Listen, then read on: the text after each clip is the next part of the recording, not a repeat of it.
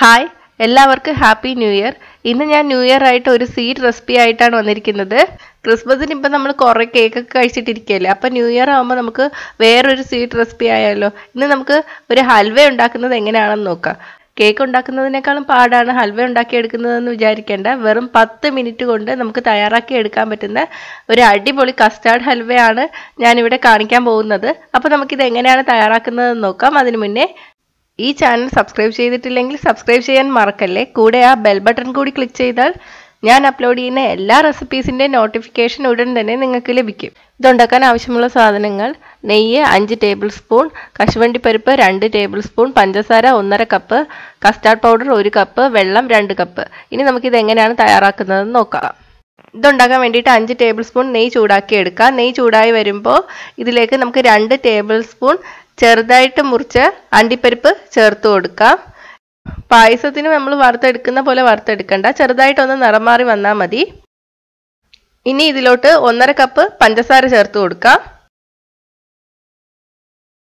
1 cup custard powder ചേർത്ത് കൊടുക്കാം.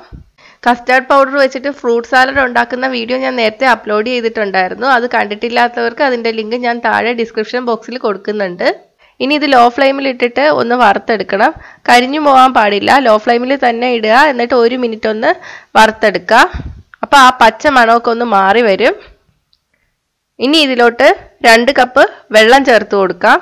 വെള്ളം ഒഴിച്ചു കൊടുത്ത ഉടനെ ഫ്ലെയിം ഒന്ന് ഹൈയിലോട്ടാക്കി വെക്കാം കുറച്ച് സമയത്തേക്ക്. പക്ഷെ നമ്മൾ കണ്ടിന്യൂസ് ആയിട്ട് ഇളക്കിക്കൊണ്ടേ ഇരിക്കുക, ഇല്ലെങ്കിൽ പാത്രത്തിൽ പിടിക്കും. ഒന്ന് ചൂടായി വരുമ്പോഴേക്ക് നമുക്ക് തീ മീഡിയം ഹൈ ഫ്ലെയിമിലോട്ട് മാറ്റി കൊടുക്കാം. ഫ്രൂട്ട് സാലഡ് ഉണ്ടാക്കിയെടുക്കാൻ വേണ്ടിയിട്ട് കസ്റ്റാർഡ് പൗഡർ കുറച്ച് മതിയാവും. അപ്പം ബാക്കി വരുന്ന കസ്റ്റാർഡ് പൗഡറൊക്കെ വേസ്റ്റായി എന്ന് വിചാരിക്കേണ്ട. നമുക്കിതുപോലെ ഹൽവ ഉണ്ടാക്കിയെടുക്കാം. കസ്റ്റാർഡ് പൗഡർ വെച്ചിട്ട് ഫ്രൂട്ട് സാലഡ് ഉണ്ടാക്കുന്ന വീഡിയോ ഞാൻ നേരത്തെ അപ്ലോഡ് ചെയ്തിട്ടുണ്ടായിരുന്നു. അപ്പോൾ അത് കണ്ടിട്ടില്ലാത്തവർക്ക് അതിൻ്റെ ലിങ്ക് ഞാൻ താഴെ ഡിസ്ക്രിപ്ഷൻ ബോക്സിൽ കൊടുക്കുന്നുണ്ട്. ഇനി ഇത് വെള്ളം കുറുകി വരണം. അടി പിടിക്കാതെ നമ്മൾ ഇളക്കിക്കൊണ്ടേ ഇരിക്കണം. ഇപ്പോൾ കുറുകി തുടങ്ങിയിട്ടുണ്ട്. തീ നമുക്കിപ്പോൾ കുറച്ചിടാം. ഇനി ഇത് പാനിൽ നിന്ന് വിട്ട് വരുന്ന പരുവാവുന്ന വരെ ഇളക്കിക്കൊണ്ടേ ഇരിക്കുക.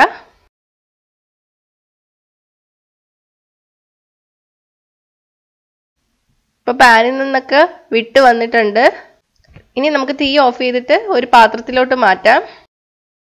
ഞാനിവിടെ ഓവൻ സേഫ് ആയിട്ടുള്ള ഒരു പാത്രമാണ് എടുത്തിരിക്കുന്നത്. സ്റ്റീൽ പാത്രത്തിൽ വെച്ചാലും കുഴപ്പമൊന്നുമില്ല.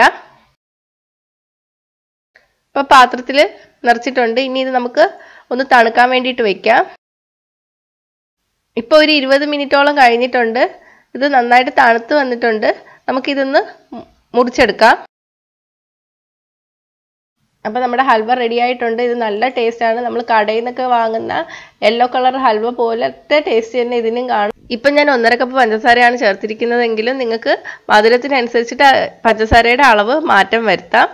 ഇപ്പം ഞാൻ അണ്ടിപ്പരിപ്പ് മാത്രമേ ചേർത്തിട്ടുള്ളൂ. വേണമെങ്കിൽ ഉണക്കമുന്തിരിയൊക്കെ ഇതിൽ ചേർക്കാം. അതൊക്കെ ഓരോരുത്തരുടെ ഇഷ്ടത്തിനനുസരിച്ചിട്ട് മാറ്റം വരുത്താം. ന്യൂ ഇയർ ആകുമ്പോൾ നമുക്ക് ഒരുപാട് ഗസ്റ്റൊക്കെ കാണില്ലേ, അവരൊക്കെ വീട്ടിൽ വരുമ്പോൾ നമുക്ക് പെട്ടെന്ന് തന്നെ തയ്യാറാക്കി കൊടുക്കാൻ പറ്റിയ ഒരു ഹൽവയാണ് ഇത്. ഇൻഗ്രീഡിയൻസും കുറച്ചു മതി. അപ്പം നിങ്ങൾ ഇതൊന്ന് ട്രൈ ചെയ്ത് നോക്കണേ. നോക്കിയിട്ട് അഭിപ്രായം കമൻറ്റ് ചെയ്യുക. ഇഷ്ടമായെങ്കിൽ ലൈക്ക് ഷെയറും ചെയ്യുക. കൂടുതൽ റെസിപ്പികൾക്കായിട്ട് ചാനൽ സബ്സ്ക്രൈബ് ചെയ്യാൻ മറക്കല്ലേ.